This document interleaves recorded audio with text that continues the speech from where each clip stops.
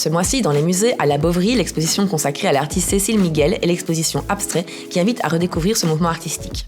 Autour des deux expositions, un créamusée consacré à Kandinsky, les visites famille et abstraction et la visite thématique à la découverte de l'abstraction, une performance audiovisuelle pour les fêtes de la musique, des séances de pilates, des ateliers créatifs à la manière de Cécile Miguel, ainsi qu'une visite à deux voix et une conférence par les commissaires. À la galerie GC12 du Grand Cursus, l'exposition dédiée à Benjamin Sob, mais aussi des visites guidées dans le cadre des Journées européennes de l'archéologie, la conférence Un zoo tout en vert et bien sûr le ciné-musée. Bonjour à tous, ce mois-ci, les musées proposent de nombreuses nouveautés à découvrir pour la belle saison. À la Bovary, ce n'est pas moins de 2 expositions qui vont rythmer tout l'été. L'exposition Cécile Miguel, au creux des apparences, invite à découvrir ou redécouvrir l'œuvre de cet artiste et écrivain originaire de Gilly. À travers une centaine d'œuvres de nature variée, comme des peintures, collages, dessins, mais aussi documents personnels, l'exposition révèle le travail puissant et singulier de cet artiste. Rencontre avec Béatrice Libert, commissaire d'exposition. Cécile Miguel est née à Gilly en 1921. C'est donc une artiste wallonne et elle est née sous le nom de Lise Pierrard. Après la guerre, en 1947, Cécile Miguel et son mari André s'installent dans le sud de la France, du côté de Vence, Saint-Paul-de-Vence, Saint-Remy, où elle commence à dessiner et à peindre. Elle rencontre d'autres artistes, d'autres intellectuels, d'autres écrivains, et en 1949, elle expose avec 2 grands monstres sacrés, Picasso et Miro. Sa carrière est lancée. Elle expose à différentes galeries, elle reçoit le prix de la jeune peinture en France et de succès en succès, elle vit là-bas pendant une 20aine d'années. Mais ne supportant plus la chaleur, elle remonte en Belgique où elle s'installe avec son mari, André Miguel, à Ligny, dans une petite maison où elle peint. Elle continue de peindre presque dans l'anonymat. Achille Béchet sortira Cécile de l'anonymat en exposant son œuvre au Musée des Beaux-Arts de Mons en 1984. Voilà. Elle nous a quittés en 2001 et la Bovary lui rend hommage, un hommage bien mérité, je crois. Son œuvre est à la fois singulière et plurielle. On pourrait la résumer sous l'intitulé « Cécile Miguel, entre rupture et métamorphose », parce que son œuvre, effectivement, présente des périodes très différentes les unes des autres, parfois complémentaires, parfois opposées, mais elle tisse de période en période des motifs très singuliers, très personnels, qui font qu'il y a toujours, dans tous les tableaux, un peu de son vocabulaire personnel qui revient. Donc, à la limite, on ne connaît pas Cécile Miguel, on voit un tableau, on peut l'identifier. Elle a une marque personnelle, oui, à la fois poétique et à la fois picturale, évidemment. Le 6 juin, retrouvez Béatrice Libert pour une visite à 2 voix de l'exposition qui sera suivie d'une conférence de Yves Namur, lui aussi commissaire. Le 29 juin, ce sont les plus jeunes qui pourront découvrir le travail de Cécile Miguel lors d'un atelier Récupart. Enfin, le 30 juin, c'est au cours d'un atelier d'écriture que vous pourrez revisiter son travail. Ces 2 ateliers seront d'ailleurs animés par Béatrice Libert.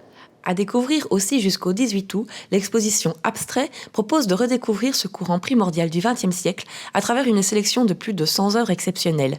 Ses commissaires, Martine Droix, Françoise Saffin et Marc Sterkendries, nous présentent l'exposition. Pour l'exposition Abstrait, nous nous sommes d'abord posé la question qui pour nous était fondamentale, de qu'est-ce que l'abstraction ? Sur base de cette question, nous avons défini une forme de parcours et nous avons interrogé aussi plusieurs spécialistes, historiens de l'art, artistes, journalistes, sur la définition même de l'abstraction. Nous avons décidé de créer un parcours sur l'abstraction. Alors, ce n'est pas un parcours exhaustif, puisque c'est tout simplement impossible. Un siècle d'abstraction est impossible de contenir. La Bovary n'est pas capable de contenir un siècle d'abstraction.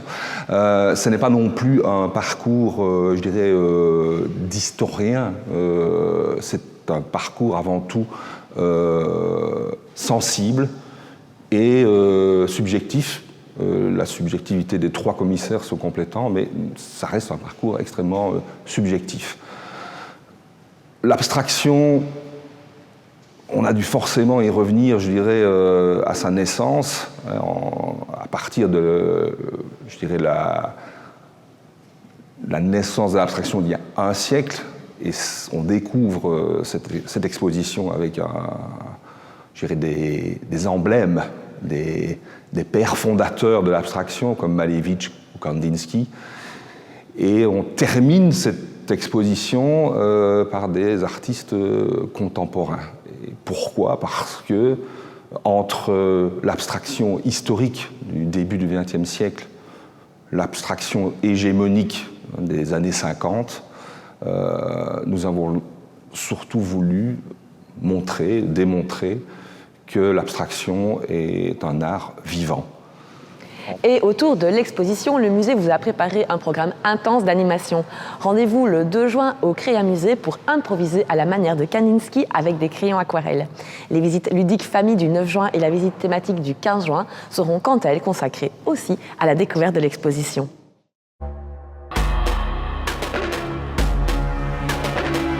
Toujours autour de l'exposition, le 22 juin, dans le cadre des Fêtes de la musique, le musée accueille le collectif Aléa, constitué de l'illustrateur Pierre Courbeau, du musicien et facteur de synthétiseurs François Gaspard et du motion designer Boris Wilmot. Au cœur de l'expo, ils proposeront une expérience unique et vivante sous forme de performances audiovisuelles improvisées, bouillonnantes, qui mêlent dessin, animation, vidéo et musique électronique. Enfin, le dimanche 23 juin, place à la détente et à la déconnexion lors des séances de pilates organisées dans l'exposition par Yellow Pilates & Co. Une bonne manière de créer une atmosphère propice à la découverte de l'expo, l'esprit clair et ouvert. Au grand cursus, à la galerie GC12 de la brasserie du musée, c'est le travail de Sébastien Sob, illustrateur liégeois que vous pourrez découvrir. Le 15 juin, le Grand Cursus participe aux Journées européennes d'archéologie. Le conservateur du département, Jean-Luc Schuss, proposera à cette occasion une visite intitulée « Une vie après la fouille ».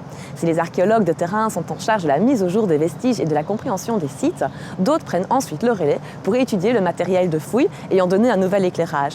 Ceux-ci sont à découvrir dans les collections du musée.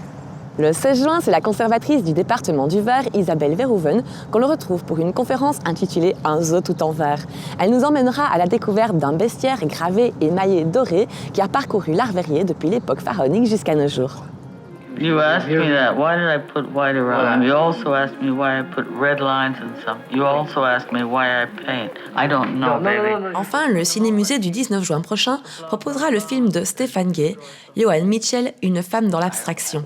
Avec ses toiles d'où jaillissent couleurs et émotions pures, Joan Mitchell a marqué la peinture abstraite américaine. Portrait d'une artiste qui a tracé un pont entre l'Amérique et la France, l'abstraction et l'impressionnisme. Quant à moi, je vous retrouve le mois prochain pour d'autres news des musées.